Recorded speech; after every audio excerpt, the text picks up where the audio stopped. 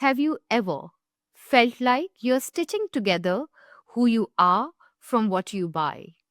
When family, religion, or lifelong jobs stop telling us who we should be, a lot of us start building identities out of brands, aesthetics, and small online tribes.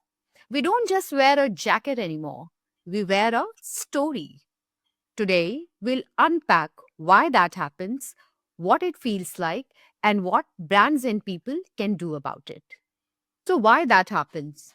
When big cultural anchors weaken, things like extended family roles, steady careers, or shared institutions, people don't get a ready made identity.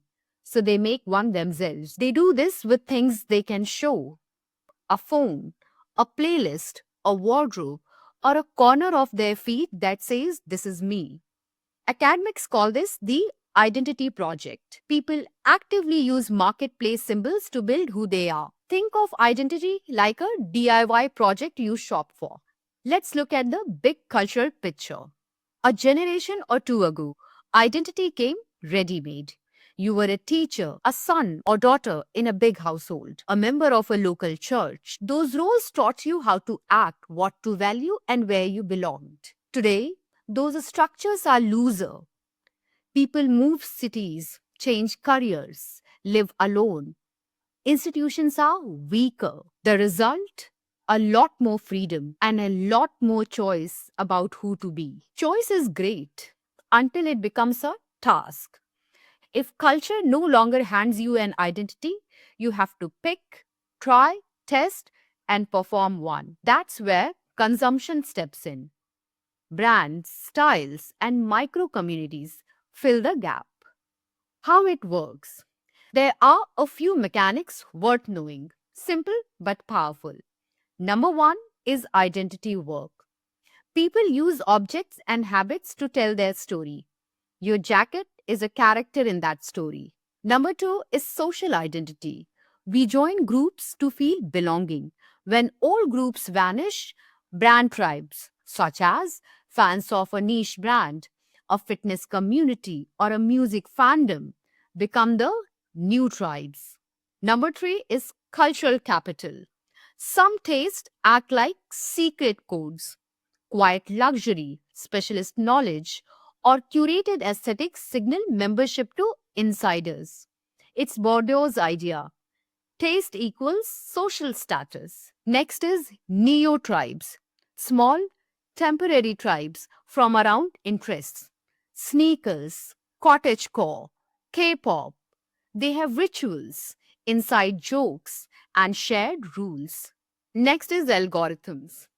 Platforms speed this up. TikTok's feed pushes a specific look, and suddenly 1,000 people feel like they belong to the same style tribe. Let's take some brand examples. Number one is Apple, an identity platform. Apple is more than tech, its minimal design and ecosystem create a type of membership. If you are Apple person, you signal creativity, modern professionalism, and a taste for clean things. Apple products act as props in many people's identity stories, not just tools. Number two is Peloton, tribe by ritual. Buying a Peloton is not only about a bike, it's about joining a live class, climbing leaderboards, learning instructors' catchphrases, and showing up for scheduled workouts. The hardware is the doorway. The community and rituals are the identity glue. Each of these brands didn't only sell a thing, they gave people a role and a group to belong to. For consumers, this shift offers real benefits. Number one is belonging. Micro communities satisfy the human need to be seen and included. Number two is meaning. Curating an aesthetic creates a coherent life story. Number three is agency. You can choose your tribe publicly and experiment with who you are. But there are also downsides. Number one is pay to belong. Identity can become a product you must buy to belong. Number two is fragile selves. If your tribe collapses, you lose part of your identity. Number three is echo chambers. Tight micro tribes can isolate you from wider views. Micro communities work like small cultures. They have rituals, drops, unboxing, weekly hashtags, meetups. They use symbols, logos, color palettes, slang that mark insiders. They create mini economies, merch, tickets, Patreon. The community pays to sustain itself. If you are a brand or marketer, two responsibilities. Number one, strategy. Build platforms, not just products. Enable rituals and let people create content. Number two is design identity affordances. Badges, exclusive items, shared language. Measure community health, not just sales. Ethics. Don't make belonging only for those who can pay. Avoid manipulative scarcity or exploitative FOMO. Be mindful of cultural appropriation.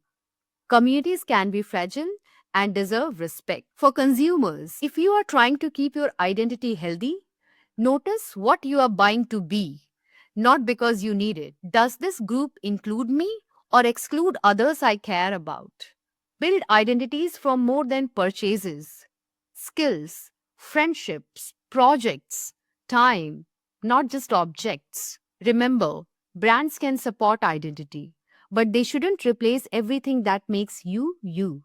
So, what's the takeaway? Culture used to hand us identity. Now, many of us build it. Brands can help by offering meaning and community, but they can also monetize belonging, deepen inequality, and make identity fragile. So, what's the smart ethical path? Build spaces that let people belong without buying their way in. Design rituals, not traps. If this resonated, here's what you can do next. Subscribe. Thank you for watching, and I'll see you in the next one.